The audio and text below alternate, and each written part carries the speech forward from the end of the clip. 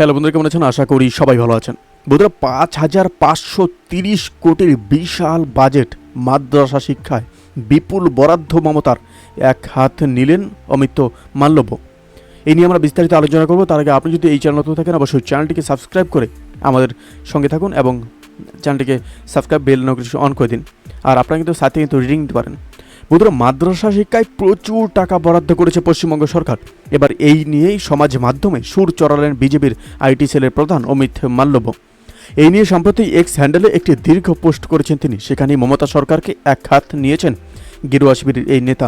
অমিতের অভিযোগ, মাদ্রাসা শিক্ষায় বরাদ্দের নাম করে মমতা বন্দ্যোপাধ্যায় আসলে মুসলিম ভোট কিনছেন।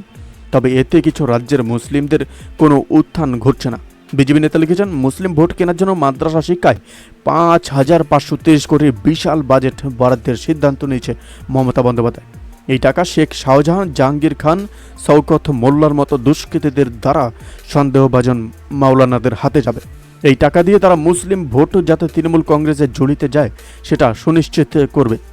অমিতের দাবি, মমতা বন্দ্যোপাধ্যায় তোষণের রাজনীতি করলেও বাংলার মুসলিমরা সম্পূর্ণ দেশের মুসলিমদের থেকে সবচেয়ে পিছিয়ে রয়েছে।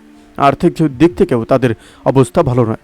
বিজেপি নেতা লেখেন, পশ্চিমবঙ্গে যদিও কংগ্রেস এবং বামদের পর তৃণমূল ক্ষমতায় আছে, বিজেপি এখানে কখনো ক্ষমতায় আসেনি।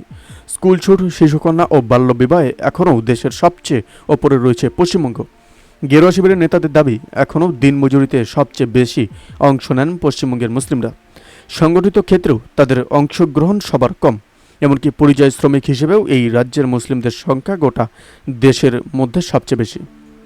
মমতা বন্দ্যোপাধ্যায়কে নিশানা করে অমিত লিখেছেন, মমতা বন্দ্যোপাধ্যায়ের আমলে অনুপ্রবেশের কারণে ভারতীয় মুসলিমদের অধিকার ও জমিতে ভাগ বসেছে। মুসলিম মহিলাদের একটি বিরাট অংশ রাজ্য থেকে নারী পাচারের শিকার হন।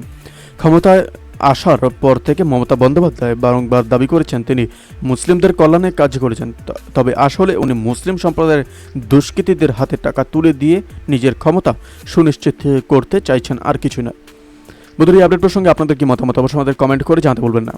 ভালো থাকবেন, সুস্থ থাকবেন, ধন্যবাদ। দেখা হচ্ছে নতুন একটি ভিডিওতে। আপনি কোথা থেকে দেখছেন ভিডিওটিকে অবশ্যই আমাদের কমেন্ট করে জানাতে বলবেন না। ধন্যবাদ।